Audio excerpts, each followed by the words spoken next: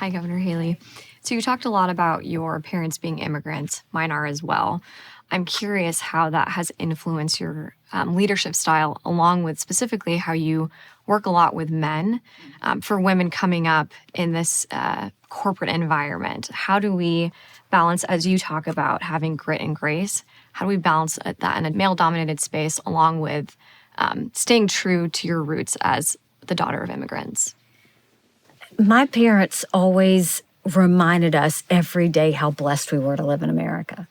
So in our world, it was always about, you have all of these opportunities. Go make the most of the opportunities. And I think watching their struggle and seeing how well they did through all of that, that was more the work ethic I feel like I got. I got my strength from my mom. I got my grace from my dad. And, but you always had to work hard. You always had to, show what you were capable of. There were never any lines to the women's bathroom in any of the jobs I had. In the corporate job, I was only female executive. As governor, first female governor at the UN on the Security Council, I was the only woman sitting on the Security Council when I got there. So I've always been used to there being men all the way around. But I think that is all the reason why, when you walk into a room, you deserve to be in that room, but you have to prove it. And proving it doesn't mean you talk on everything that's being said. Proving it means pick and choose your battles, and when you do something, do it right. Make sure people remember you for it. Make sure people are better because of you. And I think that's part of it. You're not always going to have people respecting you every step of the way. That doesn't mean you have to be disrespectful. It almost means you have to show people how to act, show them what you expect. You never put up with anything you don't want to put up with. I think everybody has a story, and I don't run from my story. I'm very proud and thankful for the way I was raised, because that is how you become who you are. And we were the only Indian family in a small rural town in South Carolina. I always tell people we weren't white enough to be white. We weren't black enough to be black. They didn't know who we were, what we were, or why we were there. And I would get teased on the playground. And I remember when I would come home, my mom would always say, your job is not to show them how you're different. Your job is to show them how you're similar.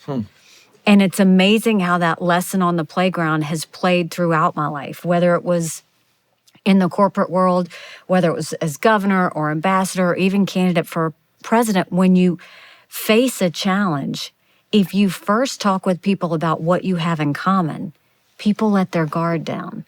And then you can start focusing on the solution. And so, while it was hard growing up, those same people who didn't understand anything about our family, they grew to accept us. And, once they accepted us, then they started to show us, what a neighborhood and a community is. And, that same area and that same state elected me as their governor.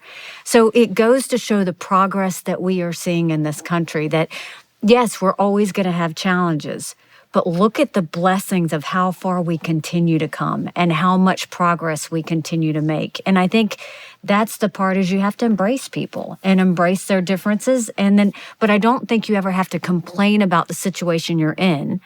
I think you have to find your way to make it a positive. About how old were you in that moment that you described? You come home. I'm just curious how old you were. Second grade. Second grade. Yeah. Now, that's a lot of wisdom that Mom dropped on you. That's incredible and still is gold. If we shut it down right now, that statement is really amazing. But I am curious, because you strike me as someone who, again, publicly, this is our first time together in a room having a real conversation, but you strike me as someone who's mentally tough, who has a lot of grace under fire. Those debates are not fun. They are painful for the American people to watch because it's gotten nasty. They're painful to be on that stage. I can only imagine, and yet you seem very mentally tough. Going back there, Mom tells you that you're a second grader. Okay, I hear what she's saying. Yeah. But how did you handle that as a youngster? That young, getting made fun of, maybe feeling like you stick out, the identity thing is real. Do you see the lessons and those healed scars helping you today? That's what I'm curious about. I know they've helped. I mean, it was survival mode at the time, but I look back and now it's the reason when I see someone bullied, I get my back up and I want to defend them. Everybody says, well, what was the reason that you suddenly took to Israel at the United Nations? It wasn't that I knew that much about Israel. I saw how badly they were being bullied at the UN and I got my back up. And I've always tried to fight for people who I felt like couldn't fight for themselves. Even as governor, it was one of those things I wanted to lift up everybody. I wanted to find a better way forward. I tell people as governor, one of the things I wanted to do was I wanted to understand the prison system. And I thought, how do they get in? What happens when they get out? You always hear about, recidivism rates and things like that. And so I would go in against my security, would go in there into different prisons, high security prisons, women's prisons, men's prisons, just to understand.